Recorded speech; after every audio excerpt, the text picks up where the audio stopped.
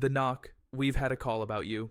It's the evening. You're at home, shoes off, telly on, and then it comes a knock at the door, firm 3 times. You open it, and there are 2 police officers standing on your step, calm, polite, one of them already half smiling. And the first thing they say is the line that has walked its way into millions of homes. Evening, we've had a call about you. Can we come in for a quick chat? And your stomach drops because you can't think of a single thing you've done wrong, but you're a decent person and decent people cooperate. So your hand is already moving to open the door wider to step back to let them in and get this sorted. Stop, because right there in that who I am friendly little question at your own front door is a trap, and it's one of the most expensive traps in the whole of the law, because here is the truth almost nobody knows until it's too late. When an officer asks if he can come in, it is very often a sign that he has no legal right to. That question isn't manners. It's a key, and the moment you open that door and step aside, you hand it to him. So, in the next few minutes, I'm going to give you one sentence, one calm sentence you say through that door that protects your home without making you look like you've got anything to hide. I'll show you the exact UK law that backs it up, including the handful of times they genuinely can come in, whether you like it or not, so you know the difference.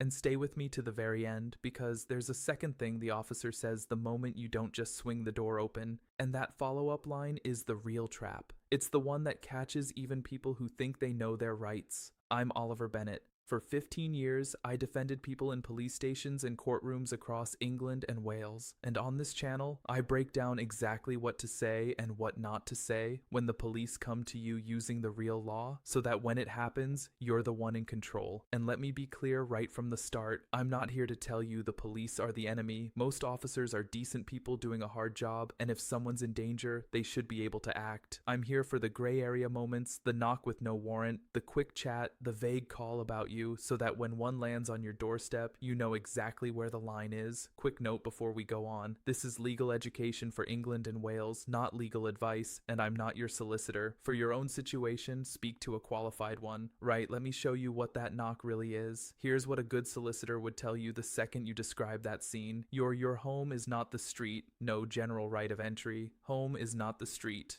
On the pavement, the rules are one thing, but your front door is the strongest line in the whole of English law. They call it the threshold. And for centuries, the principle has been that an Englishman's home is his castle. What that means in plain terms is this: a police officer has no general right to walk into your home. None.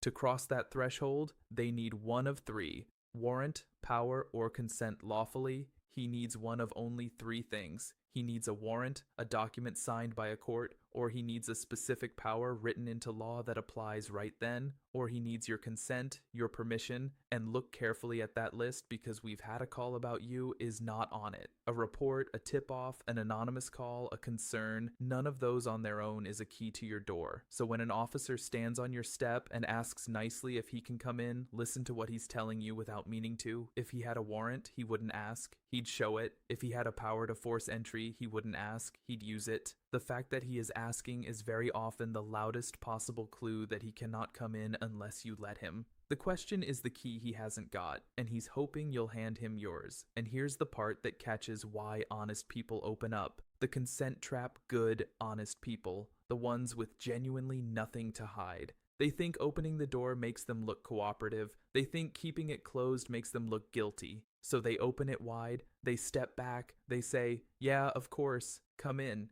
And in that single polite movement, they've given away the one protection the law built into their home. Because the moment you consent, the moment you invite them over that threshold, or even just step back and let the door swing open so they can follow you in, it no longer matters that they had no warrant and no power. You gave permission, and permission is all they needed. An entry you could have refused is now an entry you agreed to. So understand this clearly. Keeping your own front door closed is not obstruction, it is not a crime, and it is not evidence of guilt. It is you keeping shut the one door the law says you are allowed to keep shut. And I want a closed door,